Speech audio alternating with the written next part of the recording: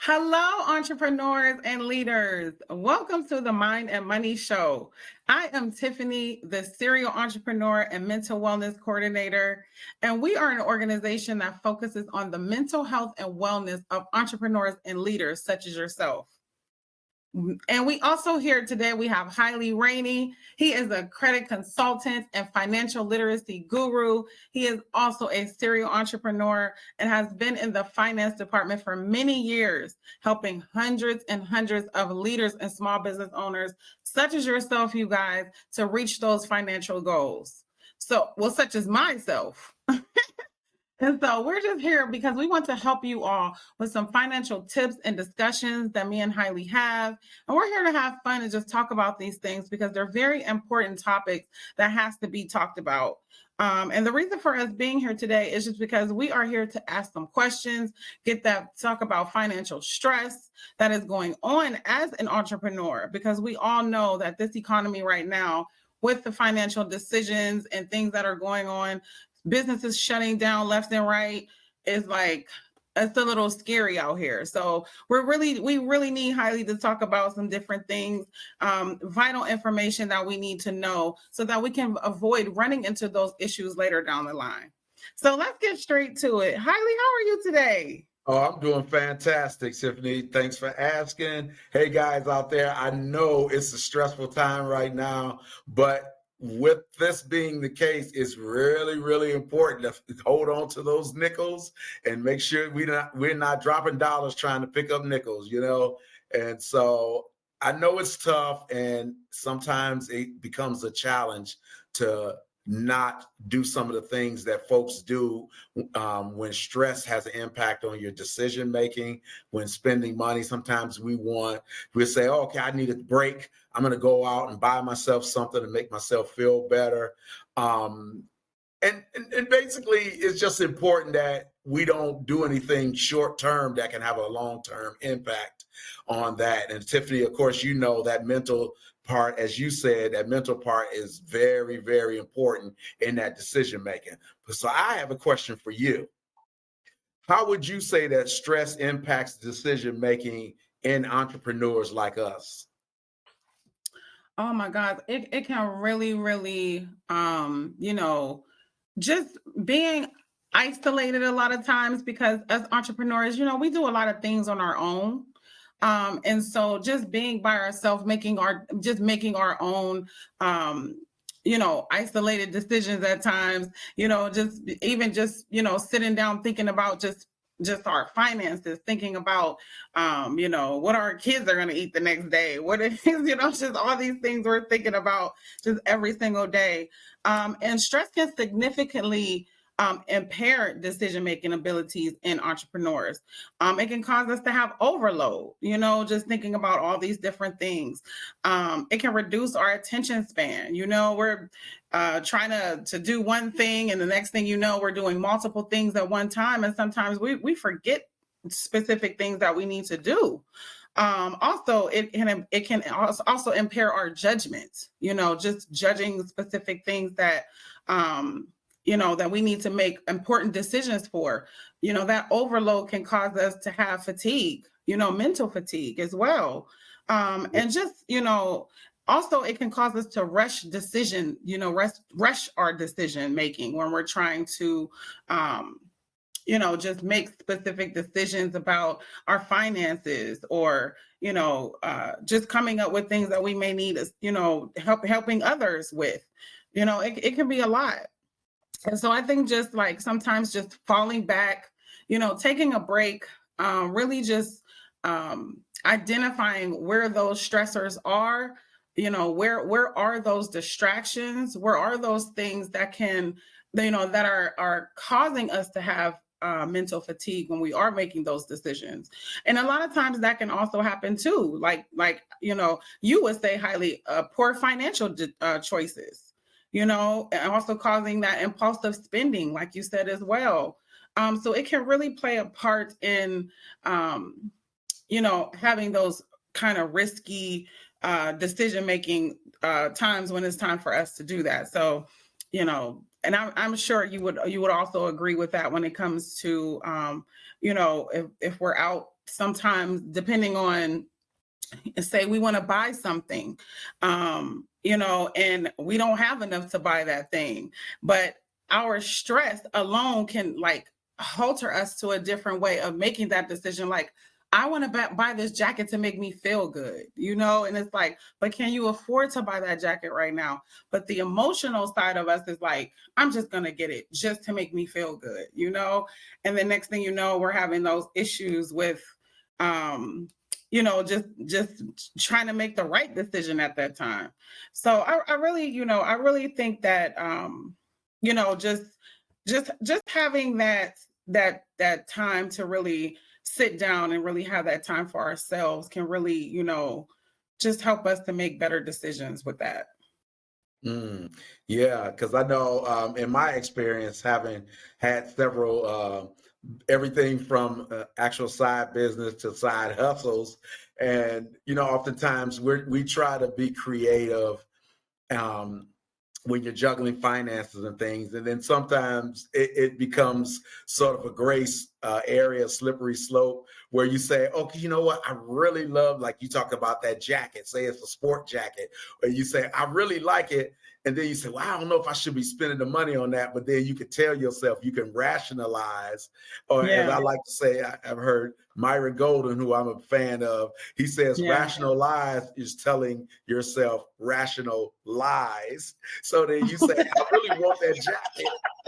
But then you say, I really shouldn't be spending this money. But then you go, well, the jacket will look good to me. So in my next business meeting, it'll help me seal the deal. So now it's a business expense. And that could be a little bit of a, you know, a gray area there. But, you know, again, as entrepreneurs, you know, entrepreneurs, we solve problems. So now it's really challenging when we have to solve our own problems. Our own problems. That is so true. So true. We can tell everyone else how to solve their problems, but when it comes to us, it's like, how do I? That's why we got each other. Yeah, because you helped me. Right, and you helped me too. So, you know, I'm like, Tiffany, what do you think about this? You know, and then you say, I don't know, bruh. Yes. Make sure you guys get accountability partners, because that is very important to have as well, to keep you on point.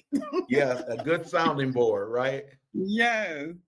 So I also wanted to ask you a question too, as well, 𝗲𝗲. Okay. When it comes to, like, you know, like the just when it comes to like just credit decisions, financial decisions, you know, or when we are in that psychological factor of you know, trying to make those better decisions, you know, even sometimes when we're stressed. Like, how can we like either overcome that, or how can we, you know, just get through that time when we're in the midst of making poor decisions? Well, I mean, I found that, you know,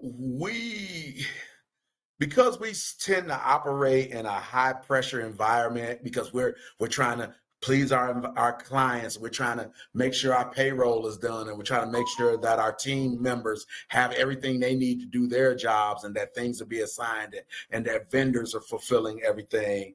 You know, we have a lot of uncertainty. We're working long hours. We have significant financial issues at stake. And so all of that pressure to succeed and try to sustain that business just causes a lot of chronic stress. And of course, you know, in MHS, we talk to a lot of entrepreneurs who are dealing with that stress. And so, you know, and then because a lot of us don't have large teams, and we're, you know, handling multiple roles. Accountant, we got to be payroll, we got to be salesman, we got to be administrator, we got to be IT sometimes too, you know. And we're doing all of these things simultaneously, and so it's more likely for us as entrepreneurs to get burned out. I mean, you know, and you know, I mean, there's a reason why I don't have no hair.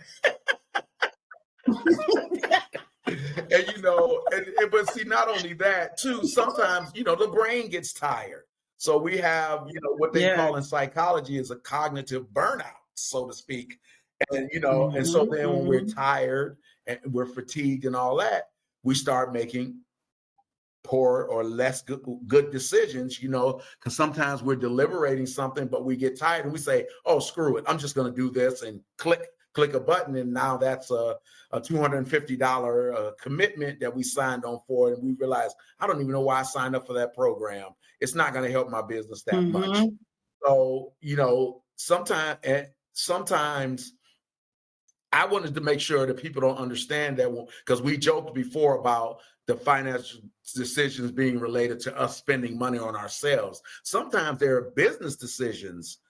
It's not us spending money Mhm, frivolously mhm. on clothes or something. Sometimes it's just we sign up for one program or some service, and then we realize later the free service might have been fine, or maybe we didn't need that pro service because it just didn't benefit as much as we want, and those dollars could have been used on something else. Mhm. That is so true. Yeah. Very much true.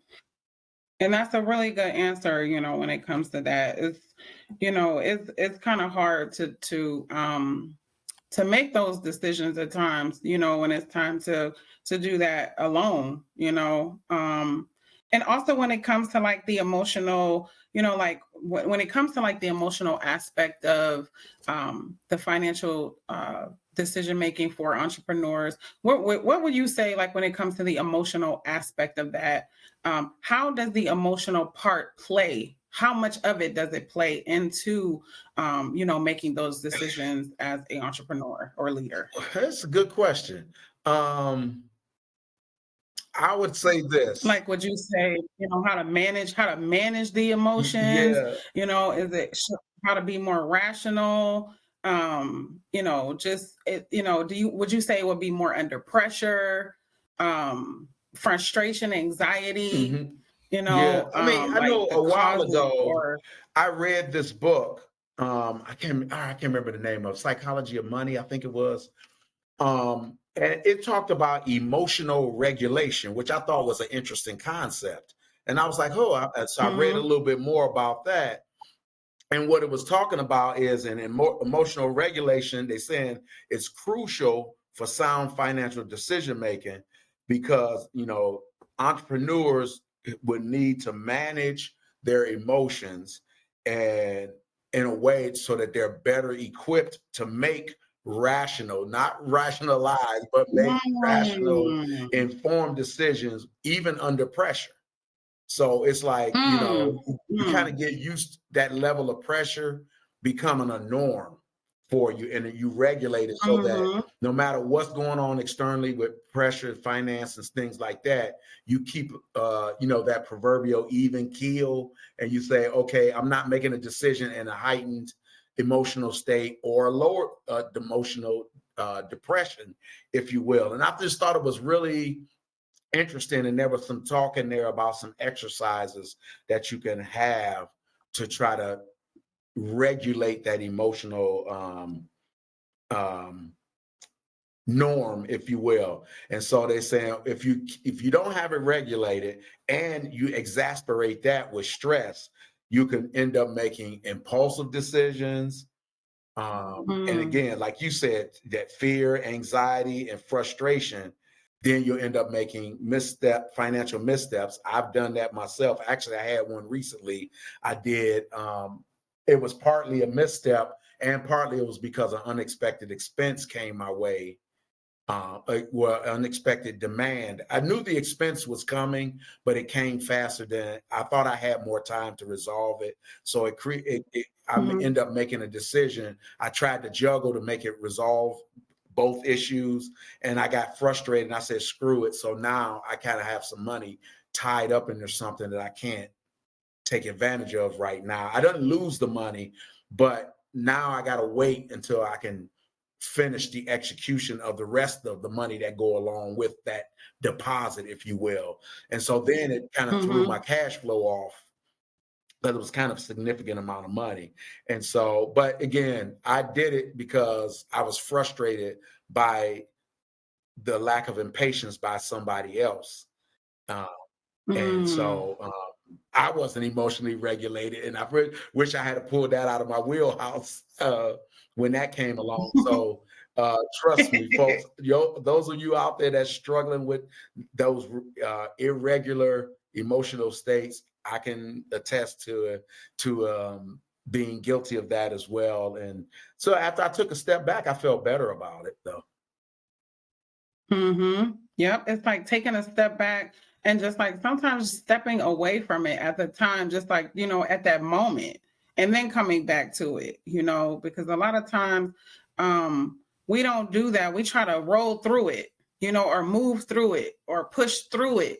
And it's like at that time, it's like, well, maybe I need to just like go think about this, go see if this is something that makes sense, and then come back to it. Because a lot of times we try to make those decisions at that moment, and it's like, that's where it really hits, and even with me myself, as an entrepreneur, I wish, like you said, I wish I would have taken these steps at the time when it was time for me to make those decisions, but I didn't, and that's why we're here today to talk about these things, and give you guys the experiences that we have gone through so that you can avoid these faults and things down the line as well.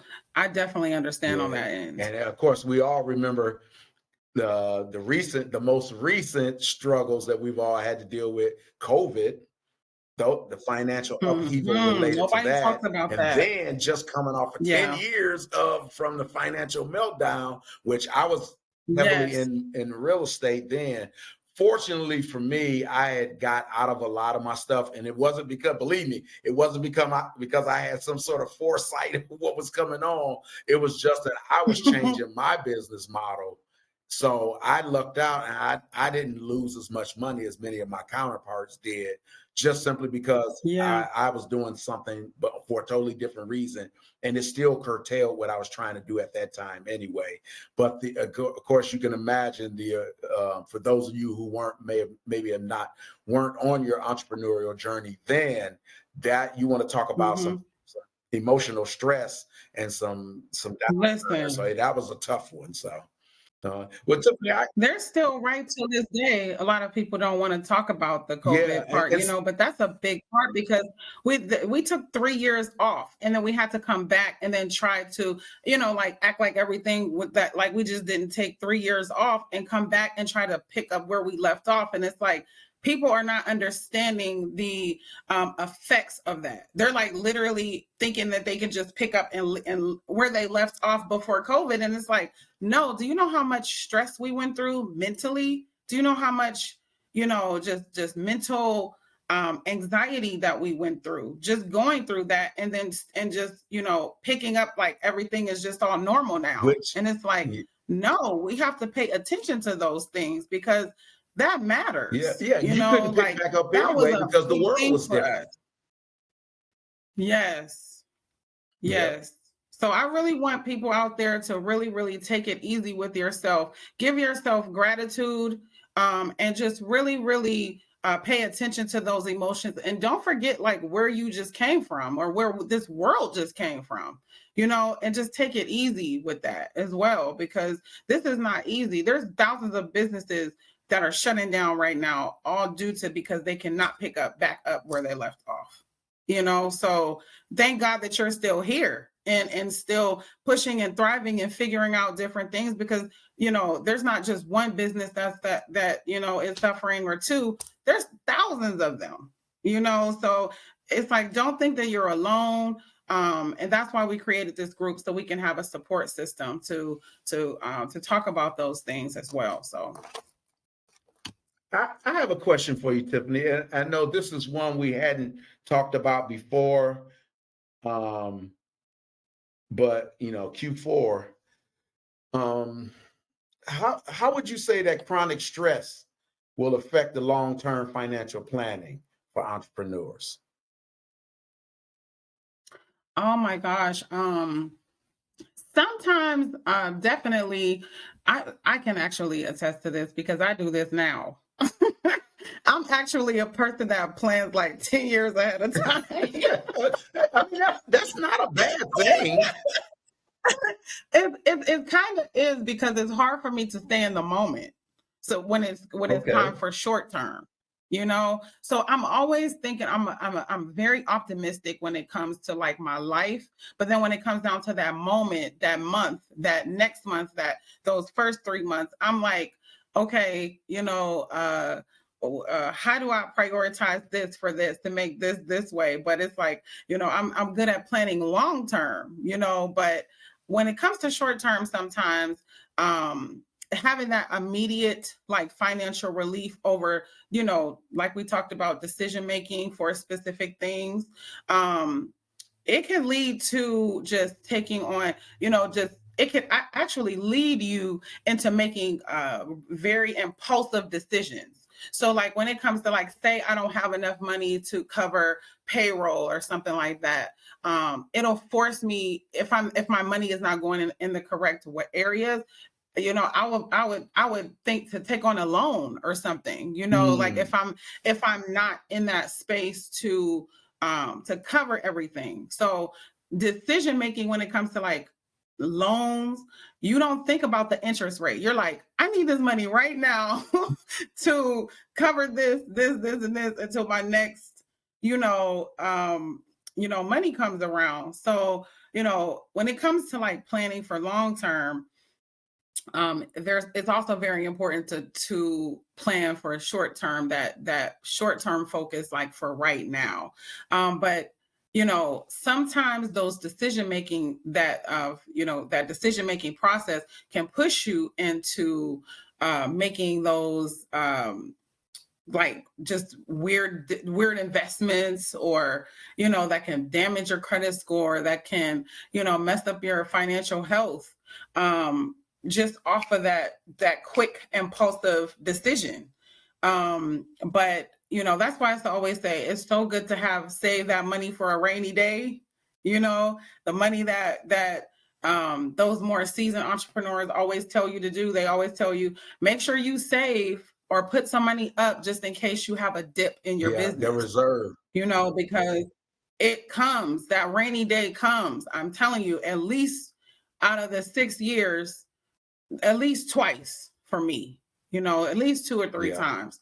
It's like the first time I'm like, oh my gosh, I should have listened. Second time, it's like, okay, I have some money now. It's not as much as I wanted to, but it's still there. And then that third time, it's like, you better be ready. You better have this money to back up this, especially, because you've been through it so many times. Especially when you got folks, payroll folks that's looking like, where's my money, man? Where's my money at? I need that money now. They don't care that your contract didn't, pay this certain amount at a certain time. They don't care about that. They need their money, because they work their hours. Exactly. So it's like, making sure that, that all of that, the money when it comes to like the payroll, when it comes to, the back end finances, all of that, the back room, that has to be, that money has to be put up. So it's like, just making those long-term financial decisions for yourself, with your team, is just like, is really important for your financial future as well. Yeah. Yeah. So, and also highly too, I know that, with Q5, how can stress lead to, the development of like those, unhealthy financial habits, when it comes to just the development of unhealthy financial habits that can lead us into, just those, the cash flow, managing our cash flow issues, and just making sure that we have, that money set aside. Like, how can we make sure that we're in a healthy space to do that? And you know what? It's funny. It's about habits. It really is a lot to do with those habits, good and bad. And obviously, if you have unhealthy habits, they're going to lead to unhealthy results. I mean, everything's, when they become so ingrained, and then even when I shouldn't be doing this, but it's hard to break that cycle, because sometimes once we rationalize and we create a certain rationalization for why we're spending the money that way, and then we get in the habit of doing it, and then we compound the problem, and then we compound it again, and then we continue on, and then before you know it, we start to have some long-term, permanent, or long-lasting negative ramifications to those bad habits. And again, of course, like anything else, your mindset and your emotional state is telling you whether or not you even think it's a good habit or bad habit, because fiscally it might say the result says it's a bad habit, but it might feel good. It might make us feel less bad doing that. And those are the toughest ones, because imagine this. Okay, I got this financial situation, and I told myself sometime previously, if I keep spending money on this, it might not be giving me a better result than the result that I wanted, but I've convinced myself that even though I'm spending this money on this expense and it's not giving me the result I want, I've told myself that if I didn't spend the money, it could be worse. But because I told myself it's not great, but it could be worse.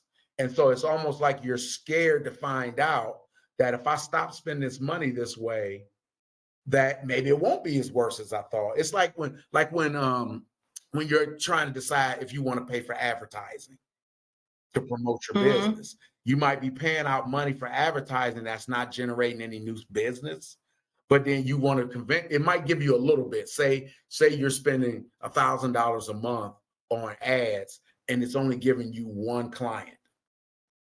And it's only giving you 5 leads or 10 leads, and you're getting one client out of it. Now, unless it's a high dollar client, it may not be enough to like, is it worth it? But then you tell yourself, well, if I stop the advertising, I might not get any leads at all. And so, but if I'm stressed about not having enough business, I'm scared to stop doing everything I'm getting. I'm scared to do anything to lose what I'm already getting, which kind of rolls into that whole, Tiffany, you know the word I use, mindset. Scarcity mindset. And scarcity mindset, exactly. And so that all of that kind of comes into play in the emotional part of it. And so that's really where that comes in at. So that, along with the emotional regulation we were talking about before. So, well, let me ask you a question, Tiffany. How would you say, because you're the psychology expert, well, not psychology expert, because I don't have mental health. It's the sort of a mental health thing. Psychology, mental health. I know the psychology part is more the clinical part of it. But from your hands-on, I'm not a psychologist.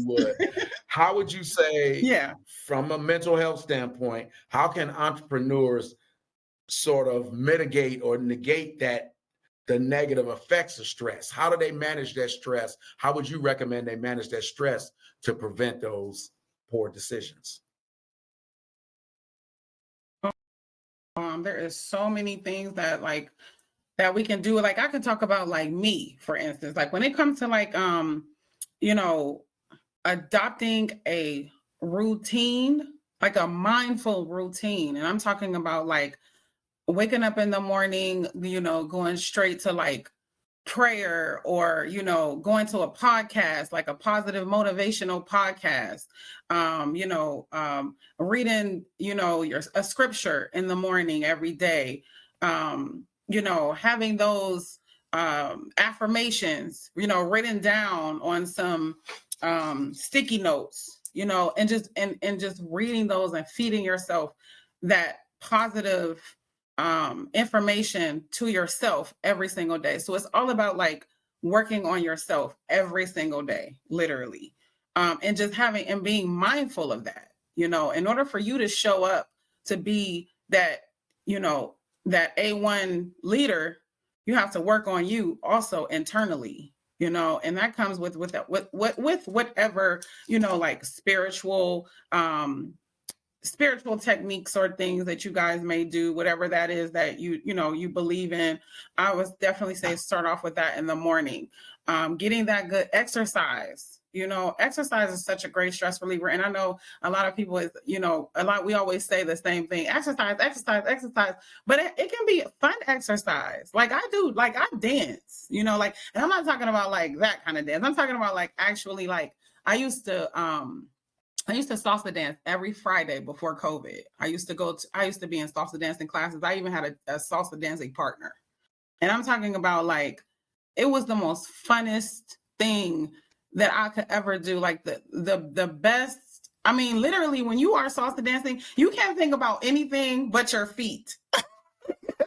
You're literally like looking at your feet the whole time that you're dancing. So you can't think about anything. So it literally just takes away just any thoughts, anything, it just blanks it out. And that is so good for us because sometimes we need to not think at times and just do, fun stuff. And that takes us away from, just that everyday routine life that we have. We're self-motivators. We get up and do what we need to do anyway. So we're naturally self-motivators. We need to be motivated in other areas. Not that like the average 9 to 5, or I'm not going to say 9 to 5, but I'm just going to say just an average person that's not a leader. It could be, a lot of work with that. And I would definitely say, make sure that you're getting enough rest. I would at least say minimum 5 hours, because the average entrepreneur is not sleeping 8 hours. We're just not, because we're busy. Some of us are getting up at 3 o'clock in the morning, getting our day started. Some of us are getting up at 4 a.m.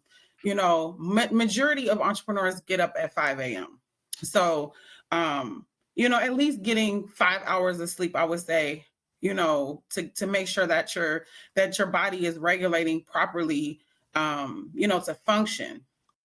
There's just so many different things. So I would also say seeking out mentors, making sure that you guys have a mentor. It is very important to have mentors, business coaches, business consultants, in your corner, because you can't make all of those decisions yourself. You would be crazy to not have a team of people around you, surrounded around you, to help you make those decisions, especially on the financial side. And especially a bunch of people that can understand where you are. Some of our friends that we have 20 years ago, 15 years ago, 10 years ago, they don't understand where we are if they're not a leader or an entrepreneur. This is a different, type of job. It's a different demand.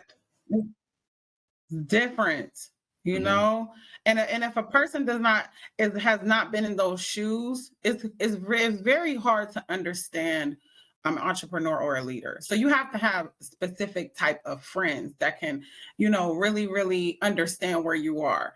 And that usually starts from people like when I found, like, you guys are my friends now because we understand each other. So it's like, why not work with people and be, and with people that I trust, and also to befriend them as well when it comes to like,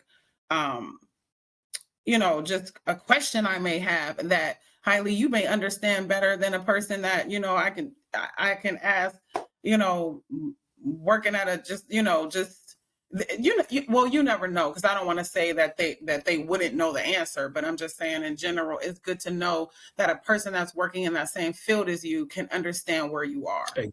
So, just having people that can be understanding. And I think sometimes if you have that dynamic,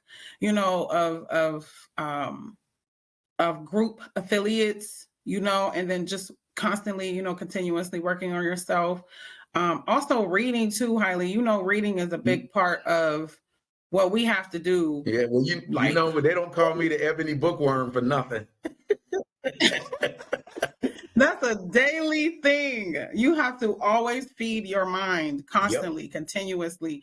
This never stops. This is a continuous learning journey Learning for that life. will be with you for the rest of your life. Learning for life. you know. You know. But I tell you what, I tell Yep. people out there, the school system that we all grew up in, people read for grades. You read now, the books I read for money, and I read for opportunity, Yes. because it's really not just about Yes. money, it's about opportunity Personal and development. developing yourself so that you can Yes. be ready for new blessings, or whatever you want to call them. I call them blessings. Some people might find, Yes. the religious connotation to that not being there to their liking, but you can call God. God made the universe. You say the universe provides, it's still him, in my Spirit, opinion. universe. And so you got to be ready for that, because if you can't handle $5, what are you going to do if you're blessed with 5,000 or 500,000 or 5 Yes. million? So Mhm. we have to prepare ourselves for that, as well as prepare ourselves for the next level. So now, Tiffany, Mhm. I know That's you talked true. about when I asked you about some of the ways to mitigate that, but I wanted to be Mhm. clear, want folks, because I was thinking as you were talking about that, and I wanted to make sure that people are clear on what kind of psychological factors that'll contribute to poor credit decision making amongst stressed entrepreneurs, the actual factors. And I just wanted to kind of bullet point a few real quick. So, because sometimes, again, we are Yeah. our worst patient. So we don't know, because as we having this Mhm. conversation, a lot of people say, oh, that's not me. Oh, the things they're talking about, that's not me. And sometimes we don't know that we're at vulnerable. So I wanted to Mhm. kind of go over some of those factors real quick that Okay. contribute to that. I mean, because I said we think we don't know, which is what? Overconfidence. We say, oh, I'm Yeah. fine. Oh, I'm good. Mhm. But you don't realize that Mhm. you do. I know, even amongst entrepreneurs, both entrepreneurs and non-entrepreneurs, every day I'm looking at people's credit. I see the type of Mhm. spending they do. I see the type of Mhm. liabilities they can. And we all know, as much as we like to believe, we all know our financial decisions, all our decisions, emotion plays a part. I mean, isn't that the difference Mhm. between the person who buys the Chevy and the person who buys the Cadillac? The Chevy gets you there just like the Cadillac will. But emotionally, I say, I deserve a Cadillac. Mhm. I deserve a Louis Vuitton. I deserve red Yeah. bottoms. Not me personally. No, although they do make my I know what size. you um, and mean. so, Well, sometimes that's okay too. If you have the money to do that, and that's something that what I mean. And you want to take care of yourself at the moment, and that's just something. If you have the finances to do that, then by so means do it. You know what I mean? If it's a place where you're because comfortable, otherwise, but your business has to be comfortable as right? well. You can't just be out there just spending, and you have to make sure that everything around you is okay first before you're just like, well, let me go get some red Because bottoms. otherwise, why are You we know what I doing this? mean?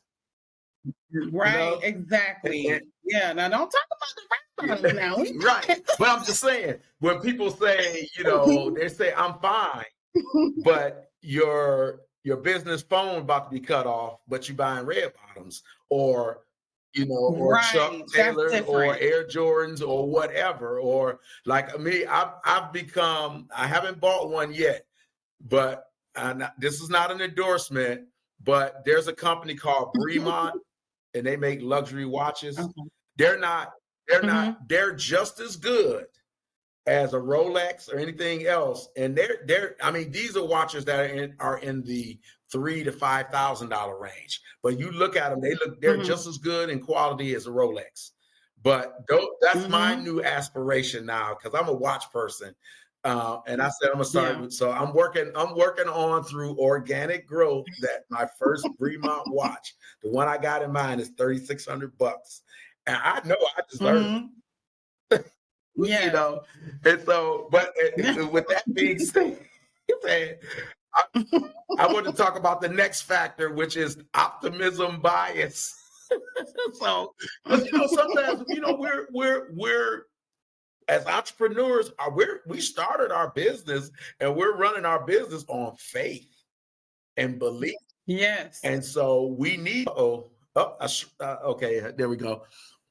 And we need to be optimistic, but sometimes we can be overly optimistic. Yes. And so we just have to learn how to temper that, which is why it's important to have, like we talked about before, see, Tiffany, I got you, that I can say, hey, let me ask you about this. Am I being a little extra, or you think I'm good on this? And you can say, I don't know how, or you'll be like, no, I'll see, you're fine. I've gotten a little bit of both. I've gotten a spoonful of both from you. So, I know Because I I'll tell you really, the truth. right, yeah, because I know I'm gonna get fair and balanced from you. I might not like it, but I'm gonna get fair and balanced. And then also too is the other way. Sometimes we make decisions because we got burned on a bad decision before, so now we start acting in loss aversion, where we start making decisions based on the fact that I don't want to lose money like I did on the last one. I'm guilty of that. Because I was running into a problem with my credit repair business where I was getting a lot of unpaid invoices from people that never paid me for services.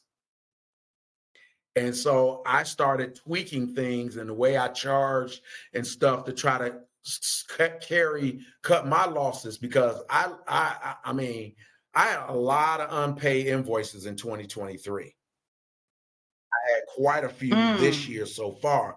And so I kept trying to come up with different ways to charge and collect to mitigate that loss. But then what happened is I felt that a lot of people were getting kind of shut out because of some of the different ways I tried to do things. So we got to be careful too. So not just a matter of us misspending money or spending money, overspending on ourselves. Sometimes we make business decisions to try to keep from losing money, and we can sometimes suffer that way. That's very true.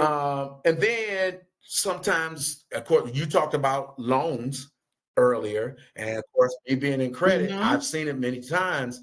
Entrepreneurs who are funding their business because they haven't properly created business credit or access for business funding. So they're using their personal credit to fund their business activities. And so they make charges on their personal credit card. They say, oh, it'll be fine. The business will be able to pay it. And then sometimes they overestimate revenue, or they overestimate the return on investment on something that they use their credit card to charge. Maybe not so much that it won't earn it, but it might not earn it in the payback time that they had hoped for. And so sometimes too, they'll make those decisions based on being overly optimistic, and then having that overconfidence. And so then they take on, because we've seen it, many of us have seen it. We know others who, because they doubled down, so to speak, on their investment or in their business, which they ought to do if they, real entrepreneurs. And I've seen people, I mean, I know someone personally who in the business building of his business, he went as high as $600,000 in debt. But guess what? He turned it around, paid that whole thing off, and he has a multi-million-dollar business now. Wow. He wasn't a client of mine, but he wasn't a client of mine. I wish he had, but he was a friend of mine, as associate. And so he worked his way out of it, and so then he's averse to that, which is nothing wrong with it. But again, that sometimes because it's a fine line between saying I'm overestimating and being overconfident in my ability and the viability of my business, and saying that, I'm just doubling down. So, but again, depending on what your emotional state is, you got to kind of feel your way through that. And I just said that as an example. And then again, not really accounting for any possible business loss, or otherwise not doing your due diligence to avoid any unnecessary financial risk. Or sometimes, and I'm going to be talking about this on another video later, where people miss out on opportunities because they're being overly risk averse. And I'm gonna just give you a preview on that. It's the word POR, P-O-R, is an acronym. Stands for people often overlook rewards. And so that, you know, and again, people, if you're stressing out about money all the time, you're going to think anything that costs money is a risk. And so you lose out on opportunities. But again, that's another discussion for a different video. But I wanted to point that out. That's mindset. Because oftentimes, I mean, I get it just on the fundamental level. I talk to folks every day who say, I want to get my credit together. I'm trying to do this, trying to do that. Some of them are entrepreneurs. Some of them are just folks trying to buy a home. And they'll say, I want to get my credit together. And I'm like, okay, this is going to require X amount of money from me to help you. But I tell you, we're going to get you where you want to go. It's going to cost this. We may have to pay some things, this, that, and the other. And so what often happens, just as a short example, where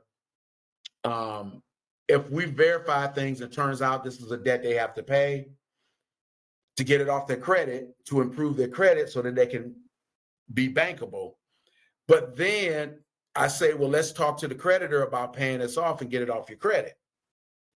But then the first thing they want to do is, now our goal is to fix their credit, right? But then now they're trying to negotiate a discounted settlement with the creditor.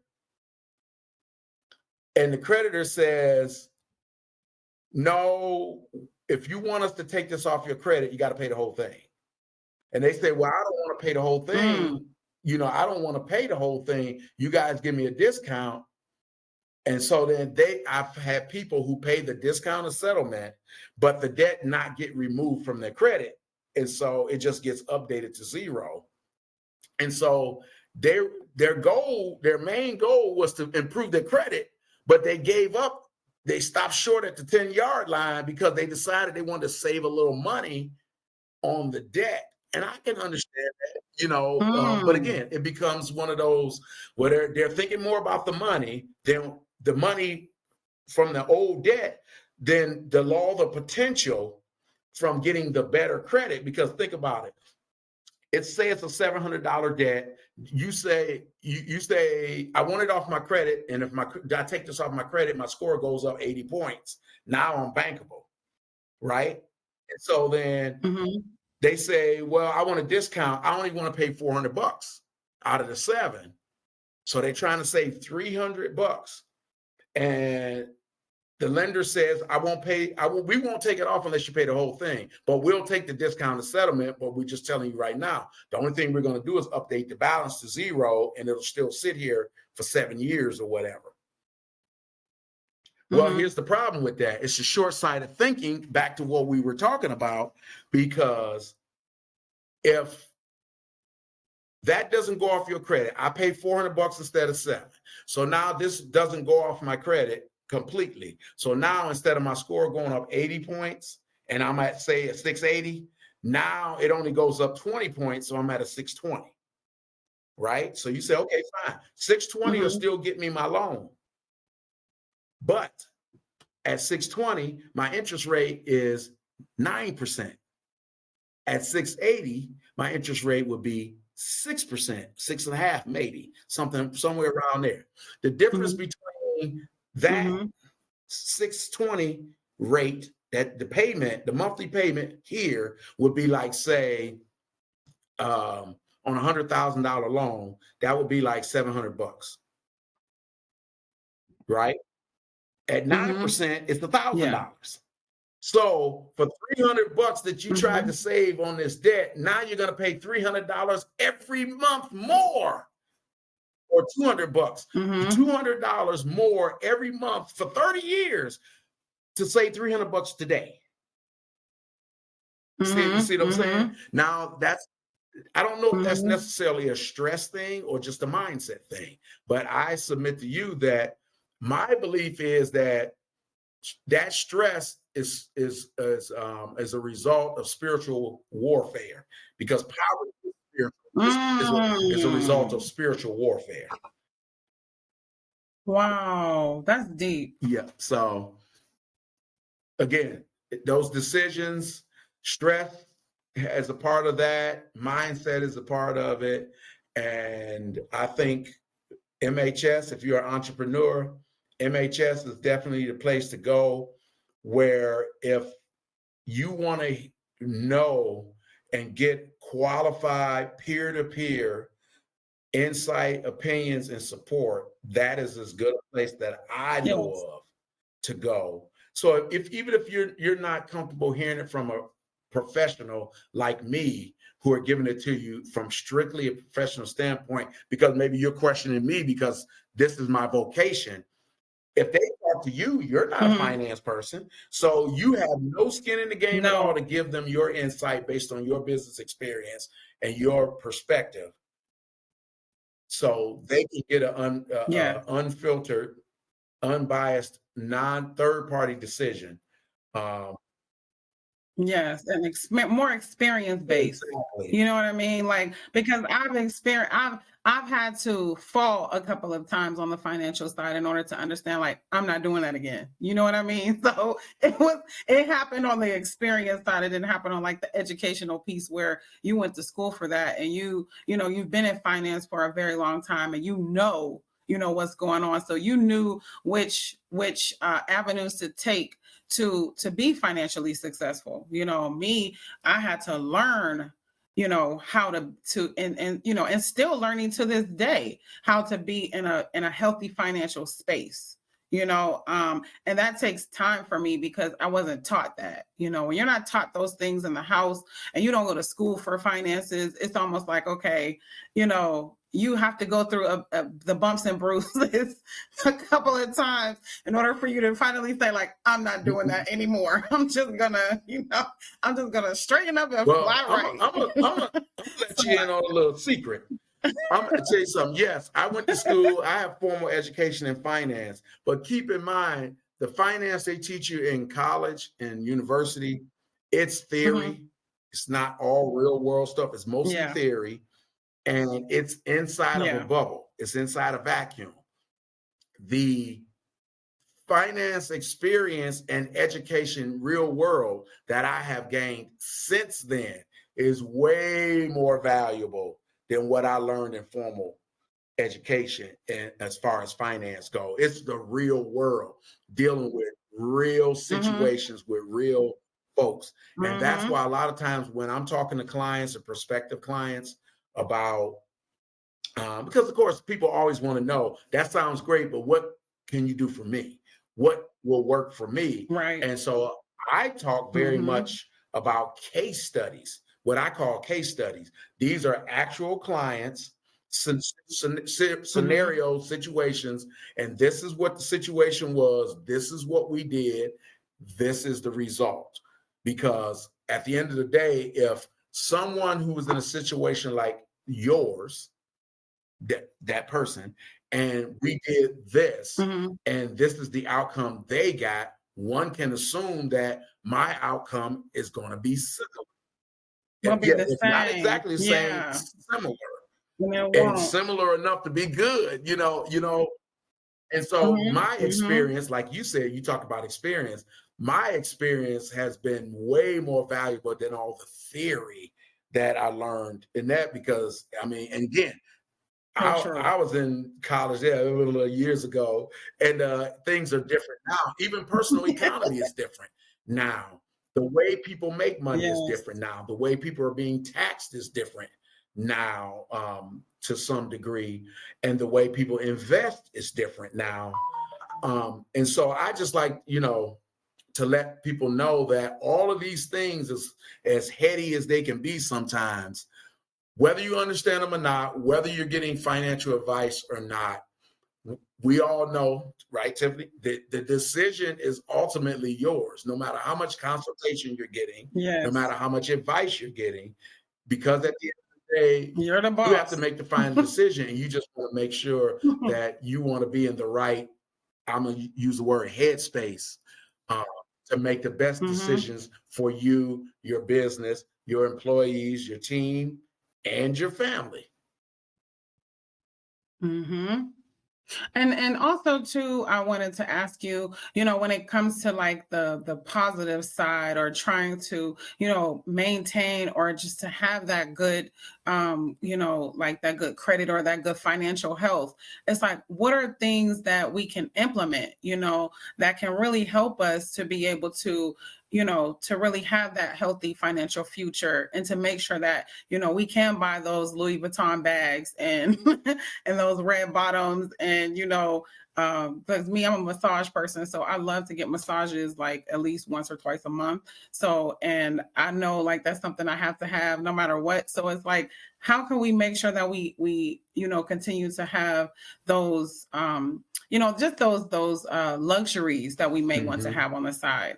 How can we just Well, first of maintain all, that? in your defense, a massage is not a luxury. A It's not a massage is luxury, a but it's not necessary. a That is luxury. necessary. It's You're right. a To me, necessity. a It is. I massage, was, in my just in opinion, general. things like massages, just along with exercise, those are That's true. might as well be a health thing. To me, that's no different than It's true. It needs to be on your that's just regular as important schedule. as That is going on to my the regular dentist, schedule and always has been. getting your eyes and Yes. ears checked, massage, all that. People, society has always painted massage as That's this not a sort of luxury. luxurious pampering. I mean, it's pampering, but it's like something that anybody can deserve, and it's not Yes. expensive. Massages aren't super expensive, and No. and it's important because your physical is more, again, I know folks out there that It I work matters. with in other venues, and they talk about the two main things is what? Wealth and health. And those two go Yes, together like this because one, wealth without they health do. ain't much, and health without wealth is It's nothing. not. Health without wealth is Yes. bad. I mean, you ain't gonna stay healthy for long, but wealth without health is nothing, Yeah, it's So true. back to your question, I mean, basically it comes down to, like we talked about before, you got budgets, you got emergency Mhm. funds. It's like and overall debt Mhm. management, which is credit is what I talk about. And part of that is regular monitoring of your credit. Now, okay, let's Mhm. unpack that. Now, as far as the budget goes, well, I mean, you want to create a budget, right? Both personal and for the business. Well, in the business, we don't call it so much as a Mhm. budget. We call it expenses, income and expenses on your balance sheet and and so you want to create that budget, a realistic one, and then you want something that's sustainable and sticking to it. But I think the biggest part is a lot of people. I believe in most experts say you should have a detailed budget, and I believe detail is important, Mhm. but not so much to where it becomes this whole big wad of gum trying to manage all these things. And if it becomes, we know human nature, if it becomes too cumbersome, difficult, and laborious, we skip it. We cut corners, we do all of that. Mhm. And so, but the idea is at True. the end of the day that you're managing your expenses and that you're making sure you're making your payments on time. Again, that's personal and business. Mhm. Secondly, it's always good. You talked about it before, reserves and having that emergency fund, establishing that emergency fund. Now, Mhm. that of course can be challenging when you have a tight cash flow, especially in a new business. But what I Yes. recommend that folks do is number one, if you structure your business correctly, you make sure you have your I's dotted and your T's crossed so that you can, number one, try to have access to startup funding through some sources. And I'm not talking about some of the crazy internet stuff, but I mean, there are legitimate ones. Tiffany, we've talked about them. There are various business credit cards that you can get, but you got to have your business set up correctly and you can have it. Now, this Mhm. is still debt, but they have like zero interest for 18 months. You can get those without any income verification, if your personal credit is good, things of that nature. Also, too, there's a lot of grants out there now, and I'm not talking about the grants, again, some of the stuff you're seeing on the internet where they're like, oh, well, you know, it's a grant, and all you got to do is, if you're just Black, you can get one, or if you're just a guy, you can get one, or you're just a woman. There's a little bit more to them, but it's real. Now, the real grants take a little bit of work to get them, but think about it for a minute. There's folks out here that go to work 80 hours, 40 hours a week to make $500 and make $1,000, make twice 500. So if they can work 40 hours in 40 whole hours in a week to get $2,500, what is it to spend 3 hours writing a grant proposal to get $25,000?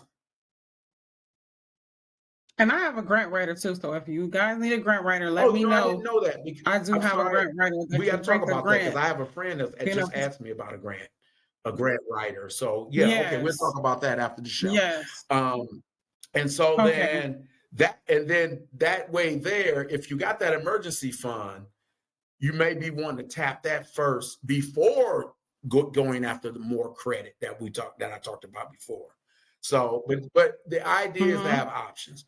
And I'll tell people all the time, the best time to borrow his money is when you don't need it.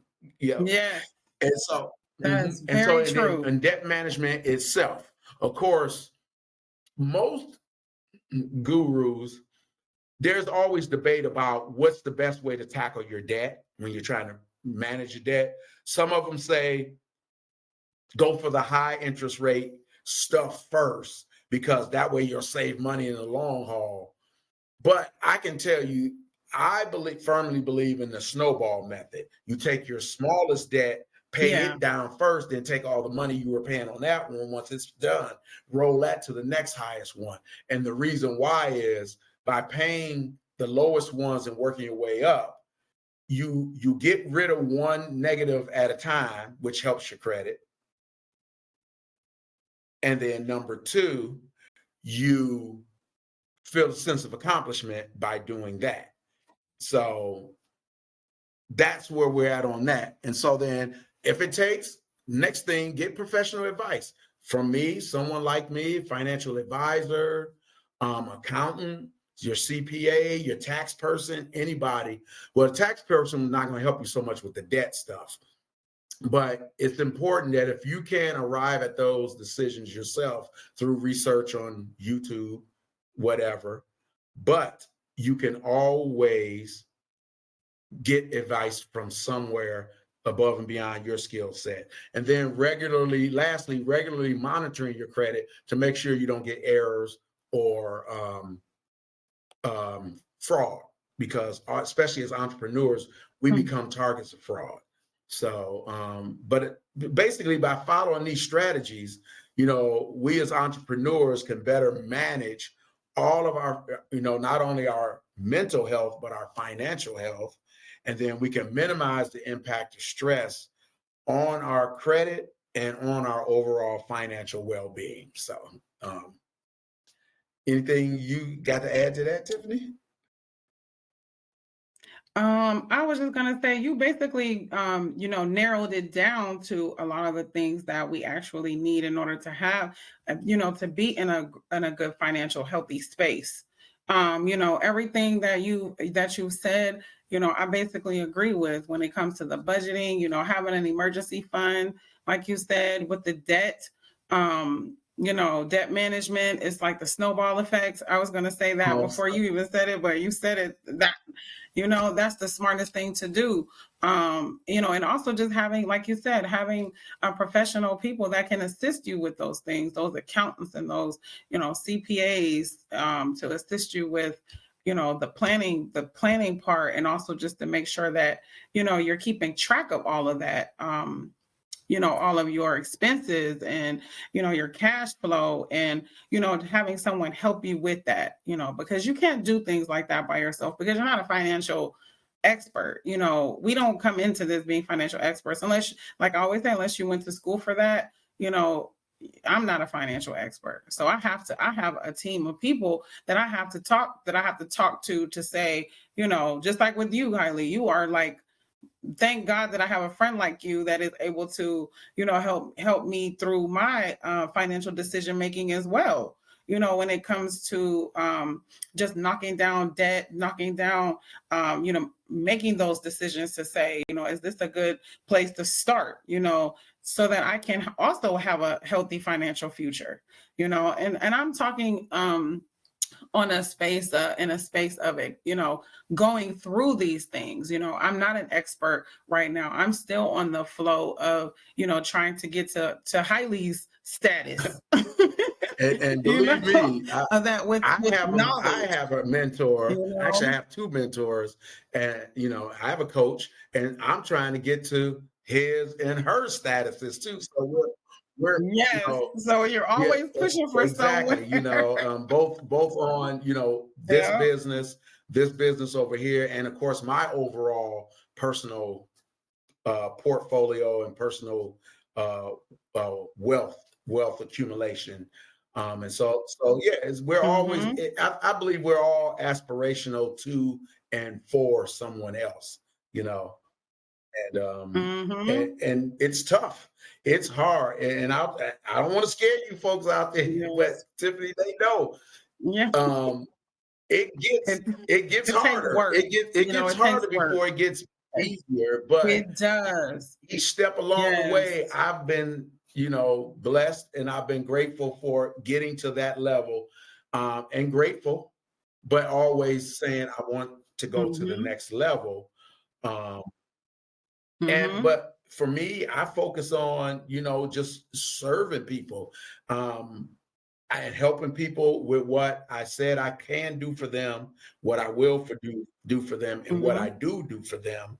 And then, I mean, don't get me wrong, I want to get paid, but that's not my first thing. I know that when I do a good job, and folks are getting what they're getting, and I'm helping them, it's going to come to me. So, although I am concerned about the money, honestly, no BS, it's not first.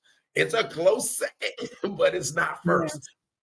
Yeah, it's a close second. I'm not gonna lie to you, it's a close second, but it's still not first though. It is helping my client first. I agree. To get them, because I tell folks all the time, I said, look, when I'm helping you, and this is no matter whether it's the general credit folk, whether it's the folks trying to buy a home, where's the folks trying to get a business loan, I tell them all the time, I say, look, my fee from you changes my bank account a little bit, changes my balance a little bit, but if I've done my job right, you've succeeded in getting what you want to do, it's changing your life. Your whole life is changing. I mean, I'm helping you change your life. I'm not saying I'm changing your life for you. I'm helping you change your life. You're helping me change my bank balance a little bit, but I'm helping you change your life. So I definitely don't never feel bad about what I charge for folks, because when folks go from renting in the inner city to owning a home in the suburbs, when folks go from working a 9-to-5 job that they hate to working their own business that they hate for a little while anyway, right, for a little bit until it gets into a normal flow. Until it becomes, I mean? Until they put it together. But so like I said, I tell folks all the time, whether you talk to me or some other expert, talk to the experts. Don't try to do it all yourself. I made that mistake.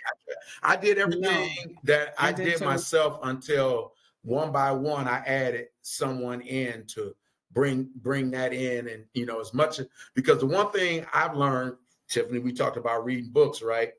The one thing you find out when you read books and you learn new stuff, every single time I learn something new, I also realize that's how much more I don't know. Because you realize how much you don't know. It's so true. You think you know everything up until that point. You're like, right, exactly. When you learn something new, you realize how much you don't know. Yes. Yep. Yeah. So yeah. That is so But true. I think, yeah, hopefully everybody will find this of value, and hopefully we covered most of the things, stressful things. I would invite you folks that to either log on to the website, for MHS's website, for more questions, or talk to Tiffany or Christy over there. And if you're interested in that, and see if the peer-to-peer support will be a benefit to you.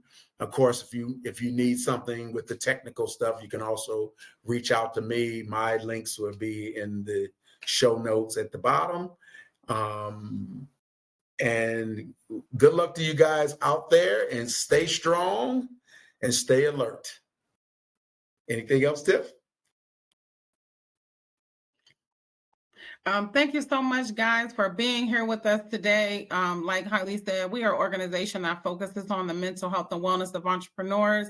You can check out our Mind and Money show. We're here weekly every Wednesday, me and 𝗕𝗲𝗲. And you can also check us out on social media. We're here on Facebook. We're on Instagram, and our website is www.mentalwellnessleaders.com. And we would love for you guys to check us out. We have meetings once a month, just to have a peer support group that's there for you. Oh, until next time, continue your path and your journey with grace and peace. Until next time. I wanted to close with this. I'm going to say that I am not here to help everybody, but I will try to help anybody that wants to be helped. And I share my energy only with those that are receptive. And that's just a sort of a mantra that I do, because I like to save my energy and give my best to the people that want it and can use it and really appreciate it. And that's just not my professional. That's me as a human being. Yes. All right, guys. Have a good one. Bye.